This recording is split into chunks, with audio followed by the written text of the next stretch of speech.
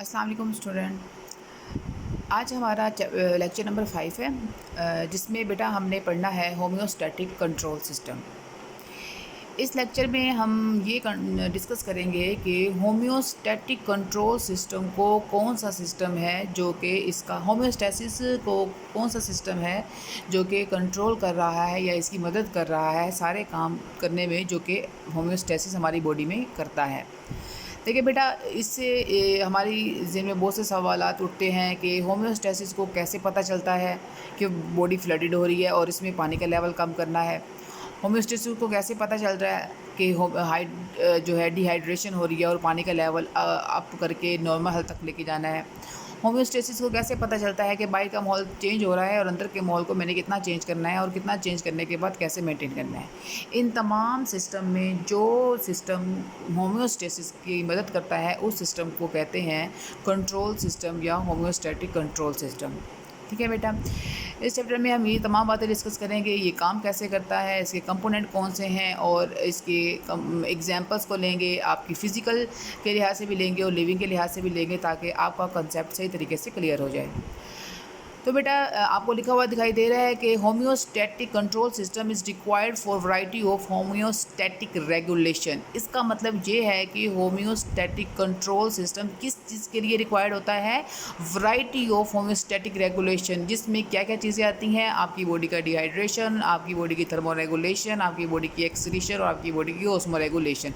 ये इसकी वैरायटी में आती हैं। किसकी वैरायटी में आती हैं? होम्योस्टैटिक की रेगुलेशन की वैरायटीज़ में ये बात हो रही है और कहा जा रहा है कि होम्योस्टैटिक कंट्रोल सिस्टम इस चीज़ के लिए, इस मकसद के लिए हमारी बॉडी में रिक्वायर्ड होता है।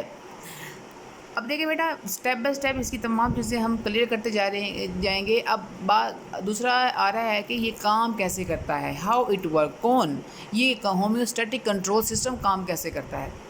होम्योस्टैटिक कंट्रोल सिस्टम को हम लिविंग कंट्रोल सिस्टम भी कह सकते हैं। तो ये जो वर्ड लिखा हुआ है living control system work on physical control system, मतलब कि जो लिविंग कंट्रोल सिस्टम है वो फिजिकल कंट्रोल सिस्टम के ऊपर काम करता है। अब आपके जहन में ये आ रहा होगा कि लिविंग कंट्रोल सिस्टम क्या है और फिजिकल कंट्रोल सिस्टम क्या है।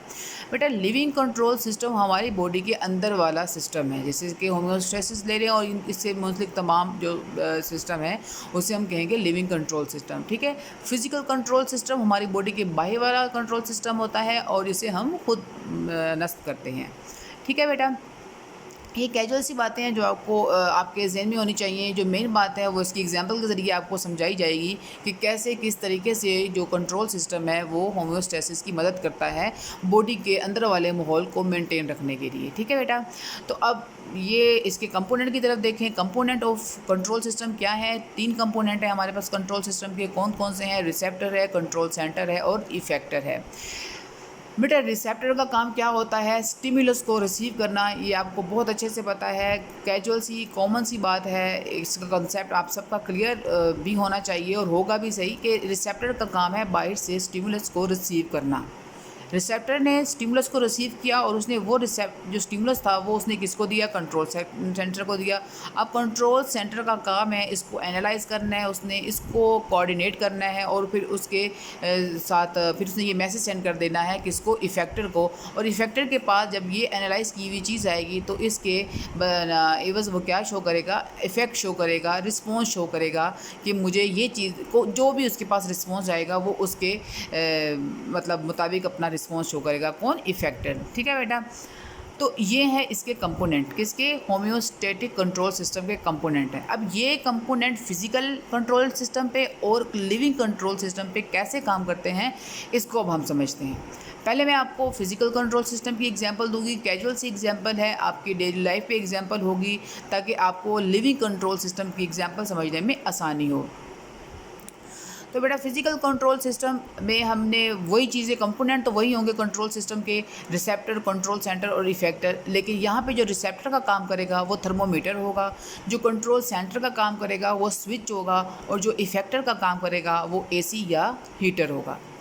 बेटा ज़रा गौर से सुनिएगा इस एग्जांपल को। ये फिज़िकल कंट्रोल सिस्टम की एग्जांपल है। इसको अगर आप के ज़हन में ये, अगर इसकी सही तरीके से समझ आ गई तो आपको लिविंग कंट्रोल सिस्टम की एग्जांपल समझने में बिल्कुल बहुत ज़्यादा आसानी होगी।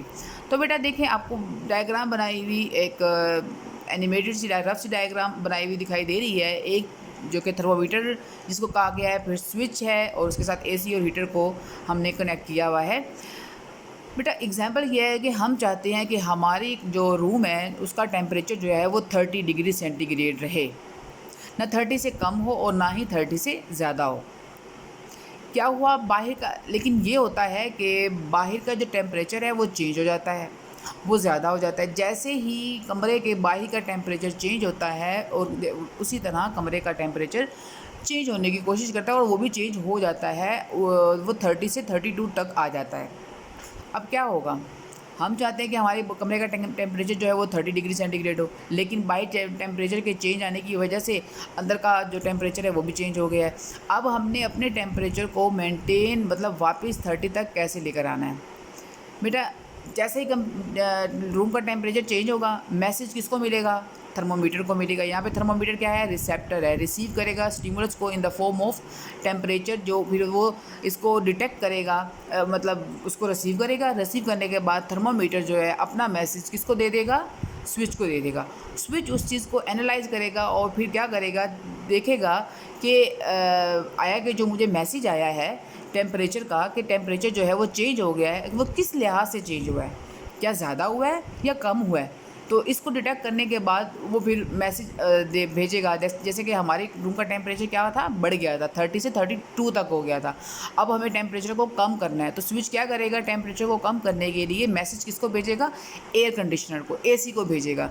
जैसे ही मैसेज एसी की तरफ जाएगा और एसी कूलिंग करना स्टार्ट कर देगा और हमारा टेम्परेचर जो है वो 32 से वापस 30 तक आ जाएगा।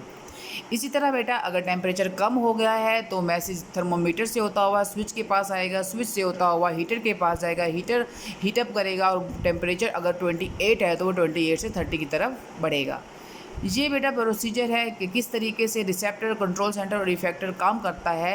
एट फिजिकल कंट्रोल सिस्टम की बात हो रही है, ये फिजिकल कंट्रोल सिस्टम में बताया गया है ताकि आपको सही तरीके से समझ आ जाए। बेटा इस एग्जाम्पल को समझने के बाद आपके जहन में ये चीज़ भी आ चुकी होगी कि तमाम चीज़ें ऑर्गेनाइज्ड होती हैं, हर चीज़ को चलाने के लिए एक सिस्टम मौजूद होता है। बेटा ये तो थी हमारे हाथ में चीज़, जो हमने जिस चीज़ को हमने इस तरीके से सेट किया। अब आप खुद सोचें कि हमारी बॉडी का जो अंदर का तमाम माहौल है वो किसके इख्तियार में है, हमारे अल्लाह के इख्तियार में है। तो अल्लाह ताला की ज़ात ने कैसे हमारी बॉडी में मौजूद तमाम चीज़ों को एक दूसरे के साथ कोऑर्डिनेट किया हुआ है और वो कैसे किस तरीके से काम कर रही हैं। तो बेटा इसी तरह ये मज़ीद आपको सिंपल कैजुअल सी एग्जांपल समझाने के लिए आपको पता होगा जिस क्लासरूम में आप बैठते हैं उसमें पंखे भी लगे होते हैं, उसमें ट्यूब्स भी होती हैं। पंखों और ट्यूब्स को चलाने के लिए आपकी क्लासरूम के दीवार पे एक बोर्ड लगा होता है और उस बोर्ड के ऊपर बटन्स लगे हुए होते हैं। अगर आप बटन को ऑन करेंगे तो पंखा ऑन होगा और ट्यूब्स ऑन होगी, अगर आप ऑफ़ करेंगे तो वो चीज़ बंद हो जाएगी। तो ये चीज़ बेटा कि हर सिस्टम को कंट्रोल करने के लिए एक सिस्टम मौजूद होता है जिसे सुपर सिस्टम कहते हैं, जो उसकी मदद करता है। ठीक है बेटा, ये तो बात होगी फिजिकल कंट्रोल सिस्टम की। अब हम आते हैं लिविंग कंट्रोल सिस्टम, जो कि हमारा मेन टॉपिक है, जो कि हमारे लिए समझना जिसको ज़्यादा ज़रूरी है। इसमें बेटा रिसेप्टर हैं, कंट्रोल सेंटर वही कंपोनेंट होंगे, इफेक्टर, रिसेप्टर, कंट्रोल सेंटर और इफेक्टर वही कंपोनेंट हैं उसके जो है होम्योस्टैटिक कंट्रोल सिस्टम के। यहाँ पे लिविंग कंट्रोल सिस्टम, तो यहाँ पे जो रिसेप्टर का काम करेगी वो स्किन होगी और कंट्रोल सेंटर का काम करने वाला जो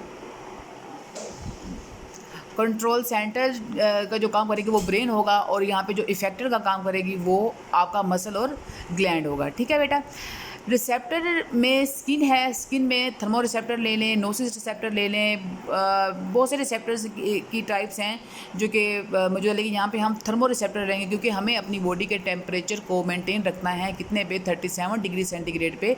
तो इसको लेके हम आगे चलेंगे। तो देखिए बेटा रिसेप्टर में कैसे ये आपकी बॉडी में रिस्पॉन्स शो करता है। फॉर एग्ज़ाम्पल क्या हुआ, बाहर से स्टिमुलस आया किसके पास, थर्मो रिसेप्टर के पास। थर्मो रिसेप्टर में वो स्टिमुलस किसको दे दिया, हाइपोथैलेमस को। ब्रेन जो है वो कंट्रोल सेंटर का काम करेगा, वो मतलब ना ब्रेन ही आपका कंट्रोल सेंटर का काम करेगा, लेकिन ब्रेन के मुख्तलिफ जो पार्ट हैं वो मुख्तलिफ चीज़ों को डिटेक्ट करने के लिए इस्तेमाल किए जाते हैं। यहाँ पे बात टेम्परेचर की हो रही है, तो टेम्परेचर को जो डिटेक्ट करेगा वो हाइपोथैलेमस होगा। ब्रेन का हाइपोथैलेमस पार्ट जो है वो टेम्परेचर को डिटेक्ट करता है, ठीक है। थर्मोमीटर के पास स्टिमुलस आया, वो स्टिमुलस ब्रेन के हाइपोथैलेमस के पास गया, हाइपोथैलेमस ने उसको डिटेक्ट किया।